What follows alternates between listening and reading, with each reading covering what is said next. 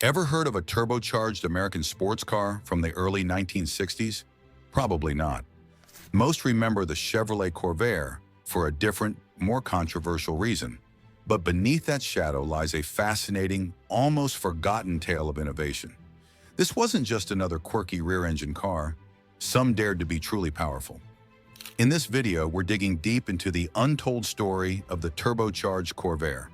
Stick around, because what you're about to discover will change how you think about this misunderstood American classic. You might just be surprised by the engineering marvel that was almost lost to history.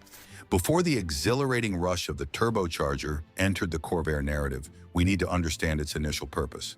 The Chevrolet Corvair was conceived as a bold departure from the traditional American car of the late 1950s, a compact, almost European-inspired vehicle designed with fuel economy in mind.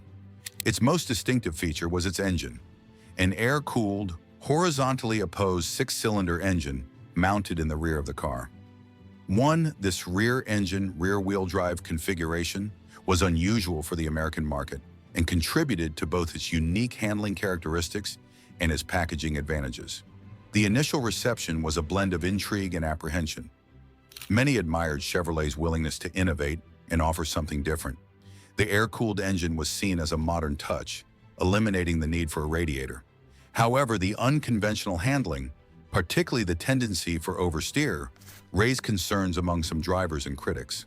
This dichotomy, the promise of innovation clashing with emerging handling anxieties, created a space for a more potent version, one that could perhaps overshadow the early criticisms with sheer performance.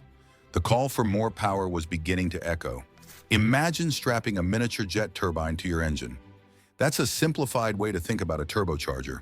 It's essentially an air compressor powered by the engine's exhaust gases. This compressor forces more air into the combustion chambers than the engine could naturally draw in. With more air packed in, more fuel can be efficiently burned, leading to a significant surge in power. It's like giving the engine an extra lungful of air with every breath. In a move that showcased surprising foresight, Chevrolet introduced a turbocharged engine in the Corvair Monza Spider in 1962.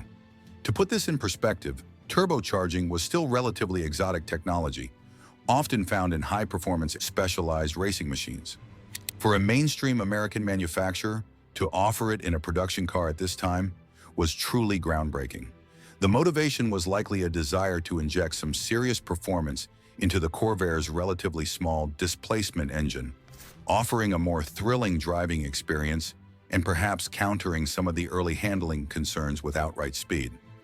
The turbocharged Spiders utilized a compact TRW turbocharger, which significantly boosted the horsepower output, transforming the sporty Spider into a genuine performance contender of its era. Now picture this, taking the air that an engine breathes and packing it in under pressure, like squeezing more air into a balloon. That's the basic idea behind turbocharging. By forcing more air into the engine's cylinders, you can burn more fuel and generate significantly more power.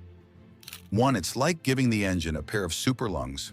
In a bold move, Chevrolet embraced this technology early, debuting a turbocharged engine in the Corvair Monza Spider in 1962. This was quite a statement, positioning the Corvair as a surprisingly advanced machine for its time. The motivation? Likely a desire to inject some serious muscle into the relatively modest flat six, offering a sportier driving experience. These initial turbocharged Spiders harnessed the power of a TRW turbocharger, boosting the horsepower considerably, turning the once mild-mannered Corvair into something altogether more thrilling. What often goes unnoticed is just how forward-thinking the turbocharged Corvair truly was. Think about it. The early 1960s, most American cars were large, naturally aspirated V8s. Here was Chevrolet offering a compact rear-engine car with a turbocharger, technology more commonly found in aircraft at the time. This wasn't a simple bolt-on. Engineering a reliable turbo system for a mass-produced car in that era presented significant hurdles in terms of materials, cooling, and control. Yet Chevrolet took that leap. The result? Performance figures that were genuinely exciting for the time. The Monza Spider, with its boosted engine, offered a level of acceleration and responsiveness that could surprise many of its contemporaries.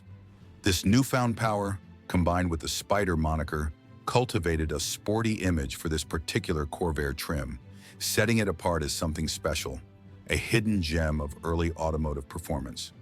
Now, a shadow looms over the Corvair story, one that often overshadows the innovations we've discussed. The controversy surrounding the car's handling, particularly in the early non-turbocharged models, is well documented. Concerns about the swing axle rear suspension leading to potential oversteer were brought to the forefront, most notably by Ralph Nader's book, Unsafe at Any Speed. This narrative unfortunately tainted the entire Corvair lineup in the public eye. However, and this is a crucial part of the untold story, the turbocharged Monza Spiders were not simply left with the same suspension setup. Chevrolet engineers implemented specific upgrades to address these handling concerns in the more powerful models. These often included stiffer springs, a front anti-roll bar, and revised camber settings. This meant the turbocharged Corvairs had a different, arguably more controlled, driving dynamic compared to their less powerful siblings. It's a detail often lost in the broader narrative, a testament to Chevrolet's attempt to match the added performance with improved handling prowess. The turbocharged Corvair was, in many ways, a different beast altogether. So, where does the turbocharged Corvair fit into the grand tapestry of automotive history? It stands as a somewhat forgotten pioneer. Here was an American manufacturer in the early 1960s, embracing turbocharging technology in a relatively affordable sports coupe, a move decades ahead of the curve for many domestic automakers. The unique engineering of the rear-mounted air-cooled flat six, coupled with this early foray into forced induction, makes it a truly distinctive vehicle. It's crucial to remember the turbocharged models operated in a different realm compared to the base Corvairs that face safety scrutiny. They represented an ambition for performance and innovation that was often overshadowed by later controversies. Was the turbocharged Corvair a bold glimpse into the future of accessible performance? A testament to American ingenuity that was ultimately dimmed by the glare of an unrelated safety storm? Perhaps it's time we re-examine its story and acknowledge its unique contribution to automotive history. Now, we want to hear from you. Did you know this untold story of the turbocharged Corvair? Have you ever encountered one, or perhaps even owned one? Share your thoughts and experiences in the comments below. We're eager to read your stories and insights.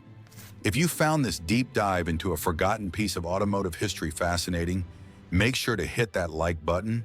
And if you're hungry for more untold stories and surprising facts from the world of cars, don't forget to subscribe to our channel.